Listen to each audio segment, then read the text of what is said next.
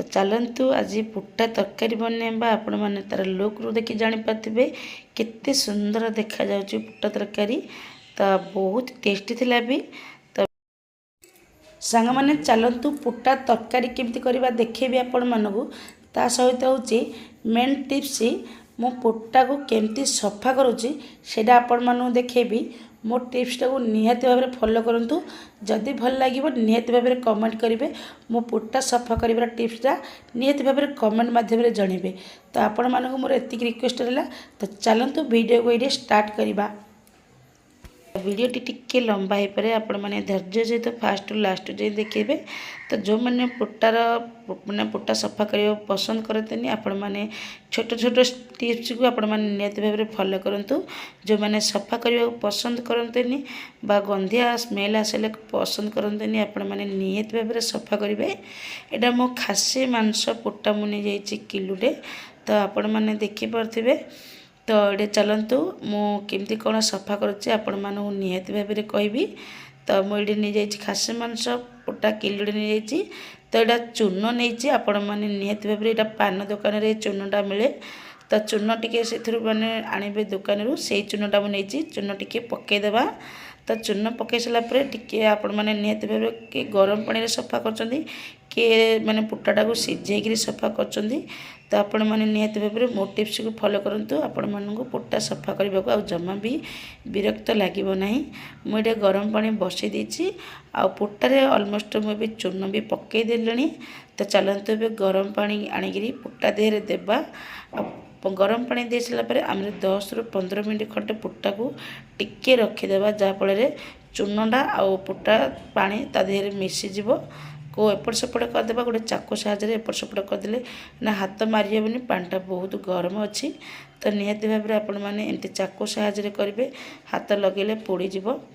तो एमती करदेवी टिके मैंने 10 ରୁ 15 मिनट खंडे रखीदे। तो जहाँफल आमर स्किनटा काढ़ा को बहुत इजिली हम।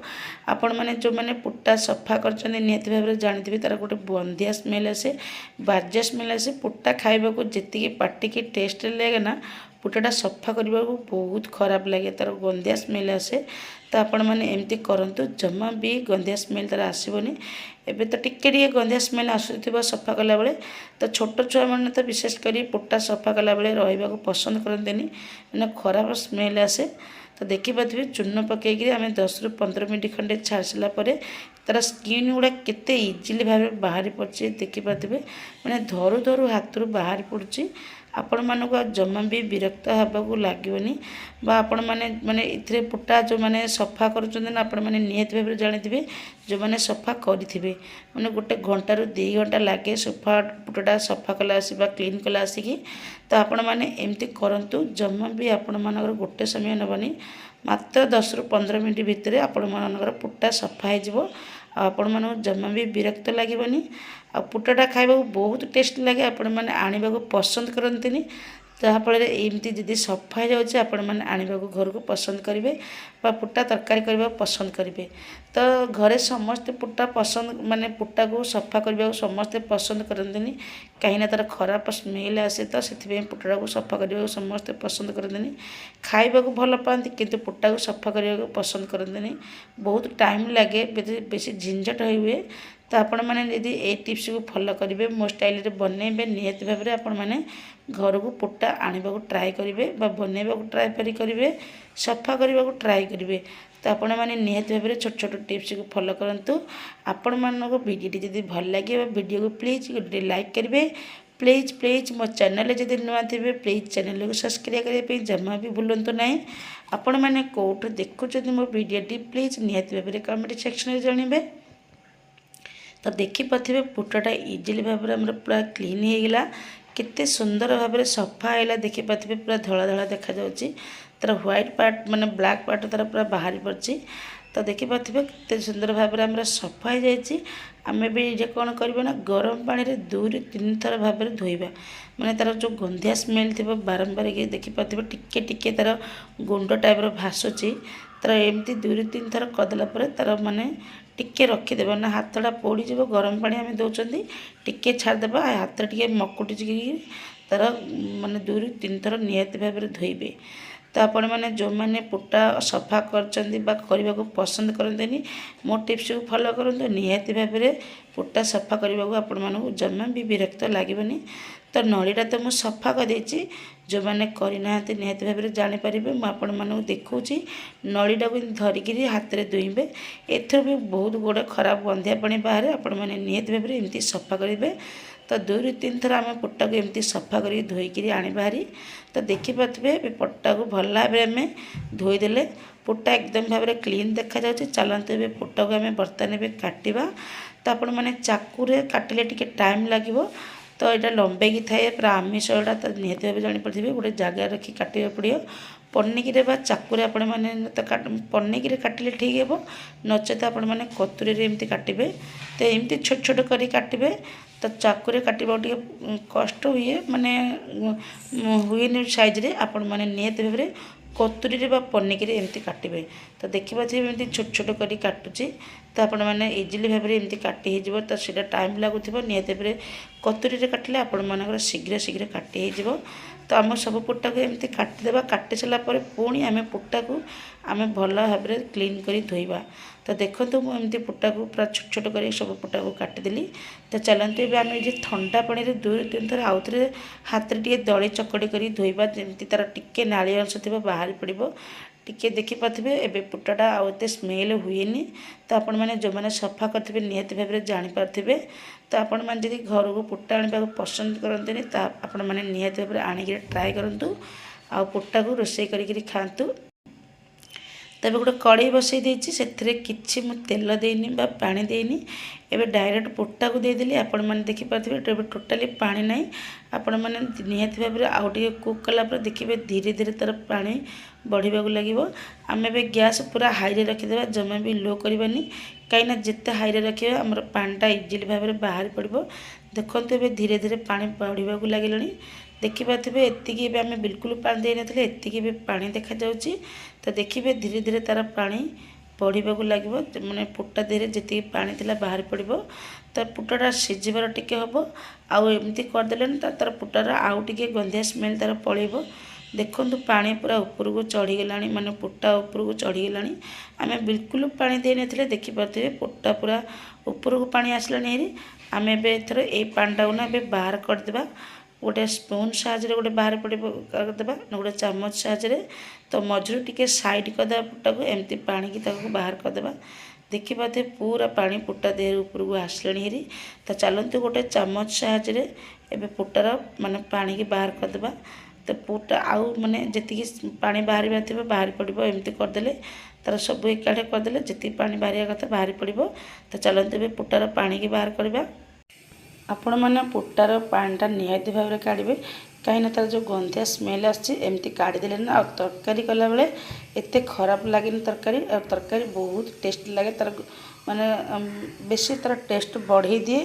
ए पानीटा आपण मैंने निहाती भाव में काढ़े आपण मैंने जो मैंने करेंगे डायरेक्ट जमा भी तरकारी करेंगे माने डायरेक्ट सीझे भी आपको छाणी काले भी हम मुझा को डायरेक्ट पकईक एमती भी तार पानी बाहर कर दूसरी।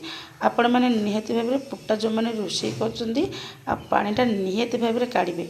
तो पानीटा काढ़देला द्वारा तरकारी टेस्ट लगे और तार खराब स्मेल और जमा भी आसेनी। तो देखिपे पूरा तार पानीटा भी बाहर करदेली। तो चलतु एथर टिके सोरिष तेल देदेबा आउ टिके हलदी गुंड देदेबा आ पुट्टाटा को कषिदेबा जहाँफल आमर तार आमिषा स्मेल तार पलैब। आ पुट्टाटा ना पूरा रोस्ट होला पर्यंत निहाती भाव में कषिबे तार जो पर्यंत पानी तार पूरा ड्राए हैनी से पर्यंत आपण मैंने निहाती भाव में पुट्टा को कषिबे।